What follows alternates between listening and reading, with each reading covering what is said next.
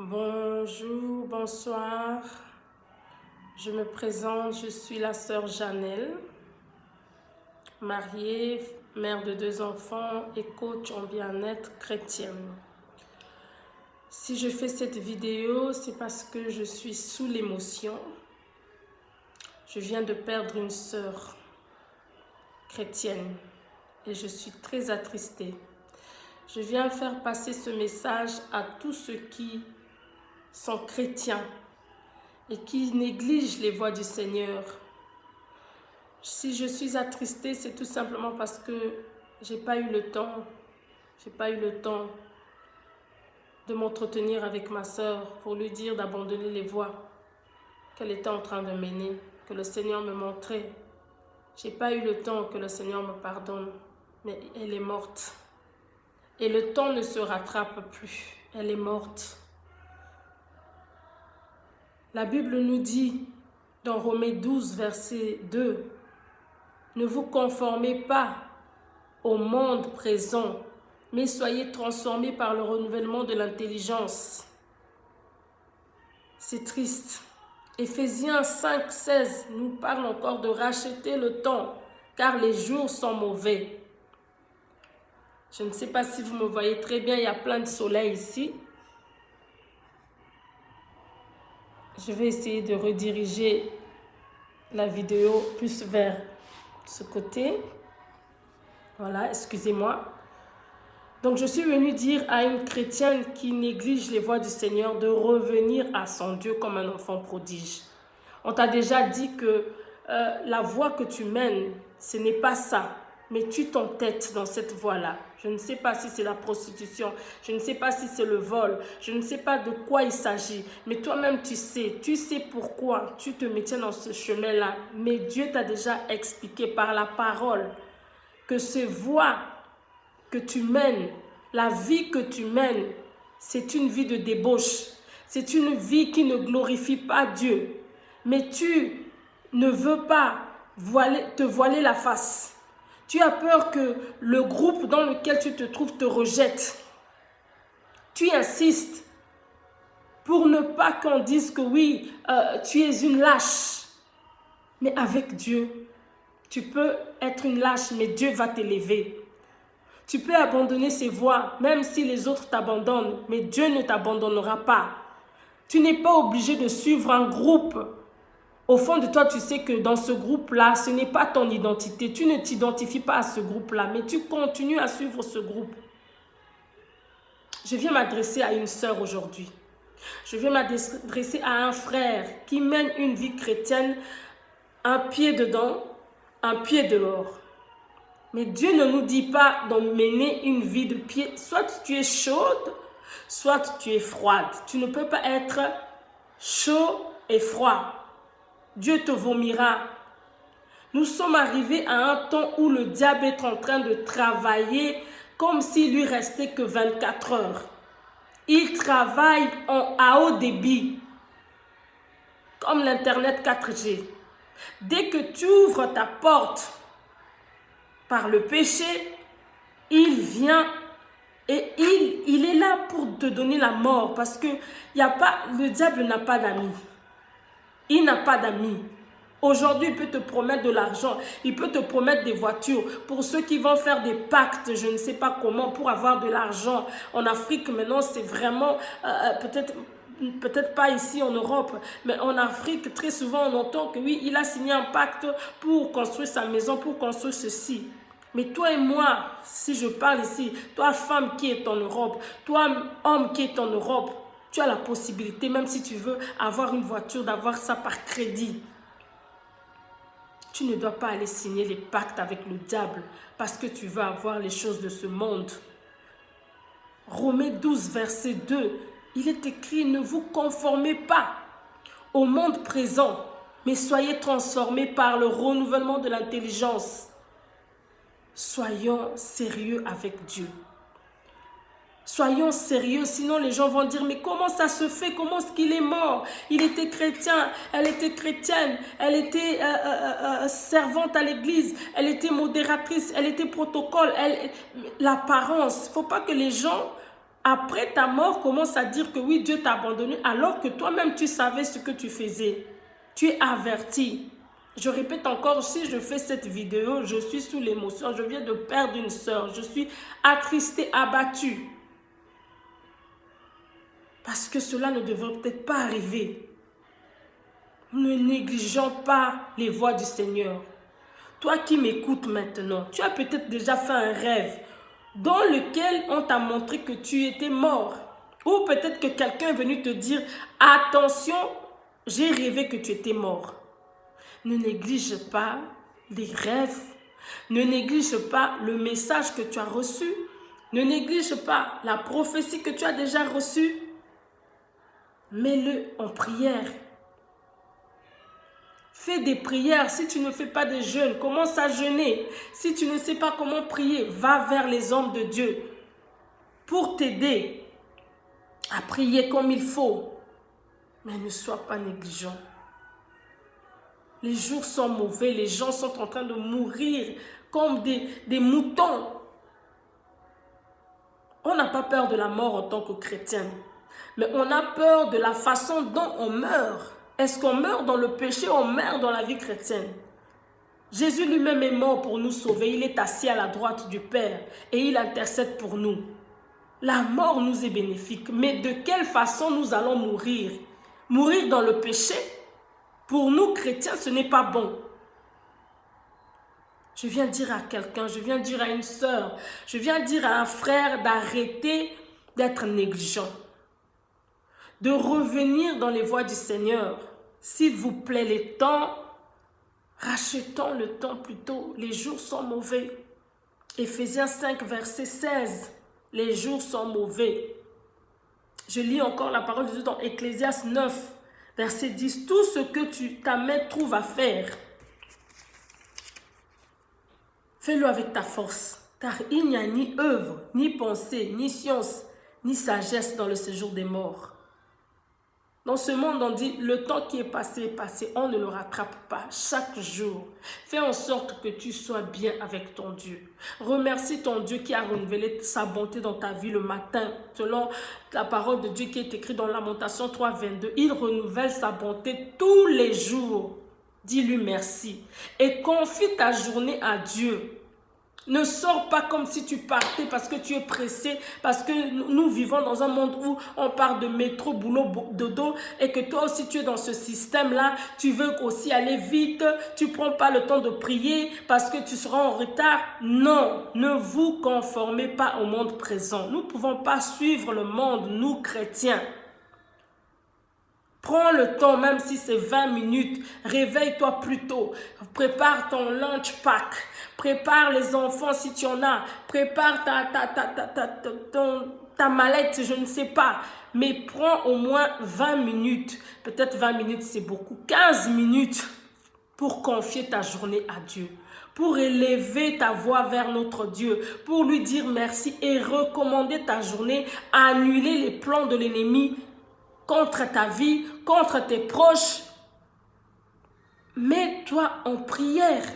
Ne sois pas pressé, vite sortir. Tu ne sais pas qu'est-ce que tu vas rencontrer. Peut-être que tu ne reviendras pas dans ta maison. Tu ne le sais pas. Arrête d'être négligent.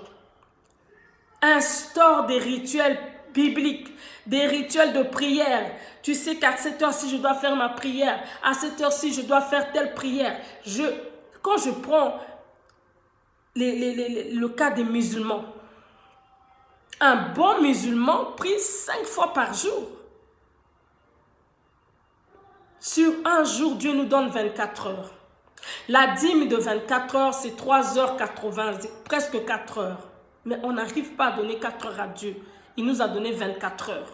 On passe 7 heures ou 8 heures au travail, 8 heures pour dormir, et les 8 heures entre les enfants, le mari, toujours pressé. Prenons le temps de s'asseoir, de prier pour nos proches qui ne prient pas. Les jours sont mauvais. Les jours sont mauvais. Ne vous conformez pas au siècle présent.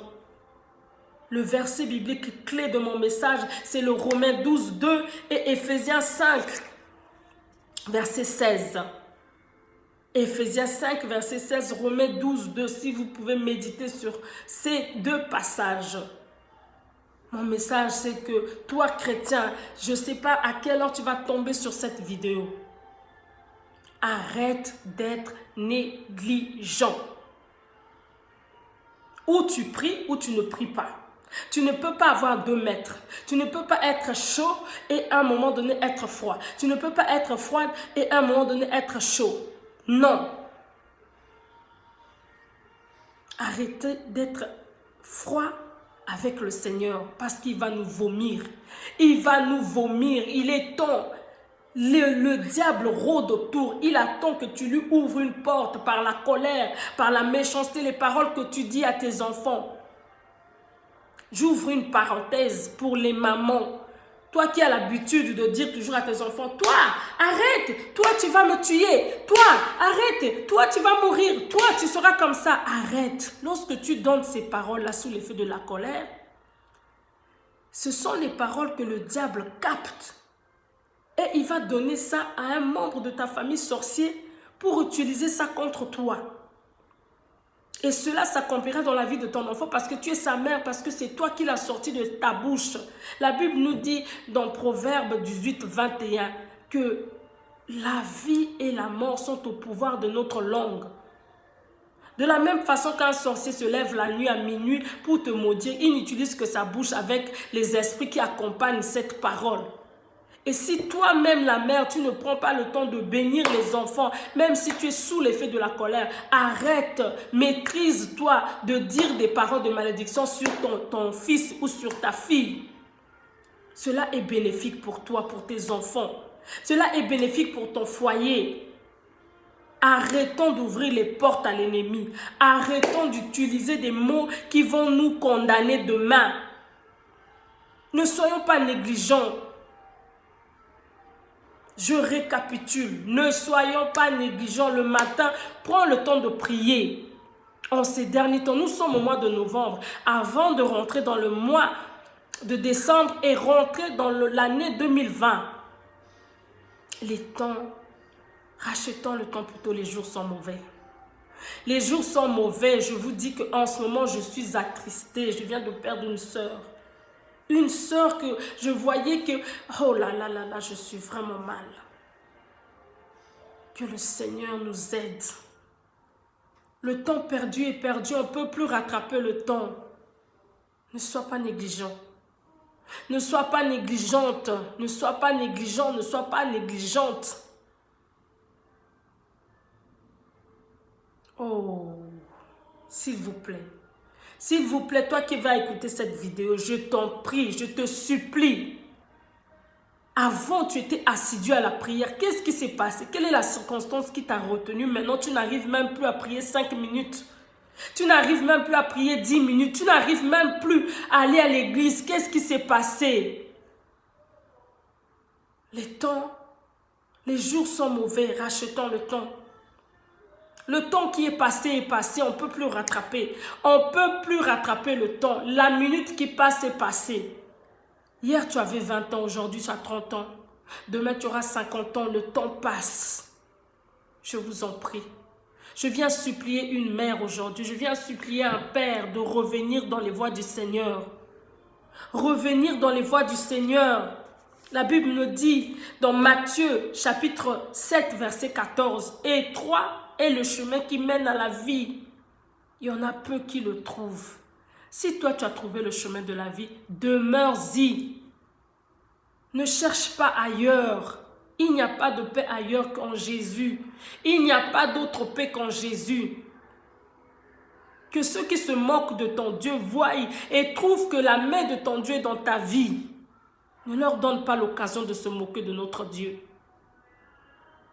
Jésus est notre Seigneur, il est notre Sauveur, il est celui qui peut t'apporter la paix dont tu cherches.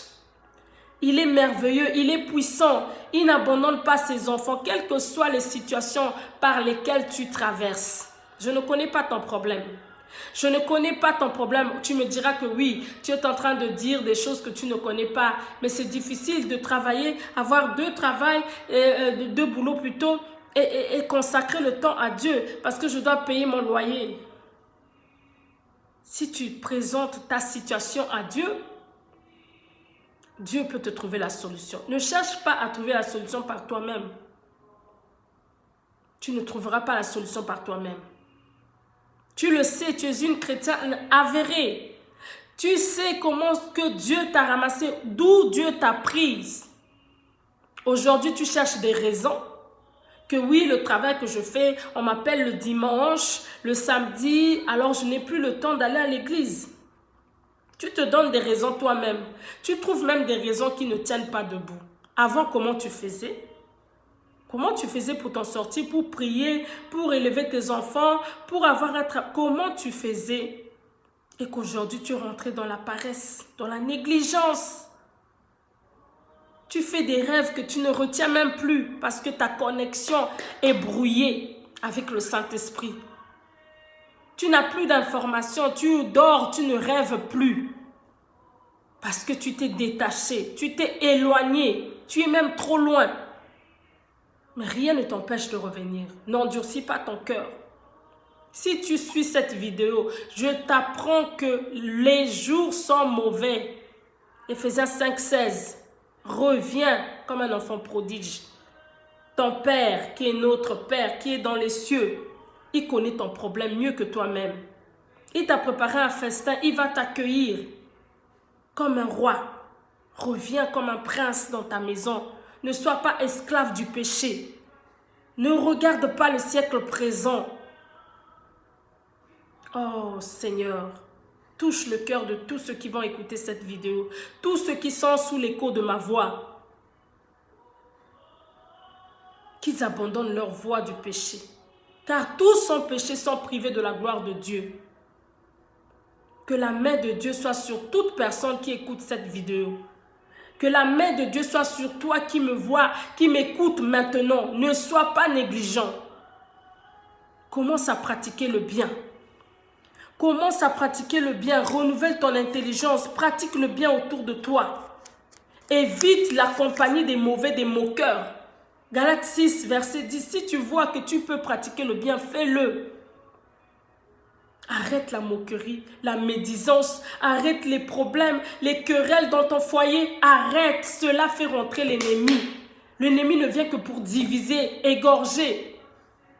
Lorsque tu as des attitudes comme ça, dis-toi que tu t'écartes de la voie du Seigneur. Commence à revenir.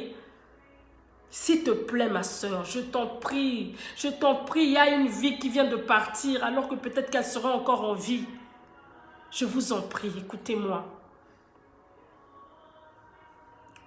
Le temps de la fin est proche. Le temps de la fin est proche. Ce n'est pas la parole que nous avons. Oui, ça fait longtemps qu'on entend ça, que Jésus revient. Jésus revient. Ce sont les blablabla. Ce ne sont pas des blablabla. Si tu n'exécutes pas la parole de Dieu, ben tu meurs. Il y a déjà des mourants qui sont là, des morts vivants qui marchent vivants, bien que vous les voyez vivants, mais qui sont déjà morts, qui sont déjà programmés pour pour mourir. Et c'est là où vous assistez à des accidents cardiovasculaires. Les gens disent, oui, il n'était pas malade, il est tombé, il est mort. Et le diable est en train d'opérer par les AVC. Il frappe, il laisse les orphelins, il frappe les mères, il frappe les pères, sans encombre. N'endurcis pas ton cœur. Si tu peux prier avec moi, Dieu de gloire, nous venons à toi. Que ta miséricorde descende sur nous, sur toute la famille chrétienne, la communauté chrétienne qui m'entend en ce moment. Seigneur, mon Dieu, mon roi, que ta main bénissante soit sur chaque famille, que nous puissions suivre tes voies, que ceux qui ont abandonné les voies du Seigneur reviennent à Christ, continuent à marcher selon la loi du Seigneur, selon les préceptes du Seigneur. Père éternel, nous chassons l'esprit de mort au nom de Jésus. Que l'esprit de vie rentre en nous au nom de Jésus. Je viens promulguer la loi de la vie au nom puissant de Jésus. Et que la loi de la mort soit brisée dans la vie de tout un chacun au nom puissant et précieux de Jésus-Christ. J'ai ainsi prié. Amen, amen, amen. Soyez bénis, soyez abondamment bénis. Je vous salue au nom de Jésus-Christ. Amen. Shalom.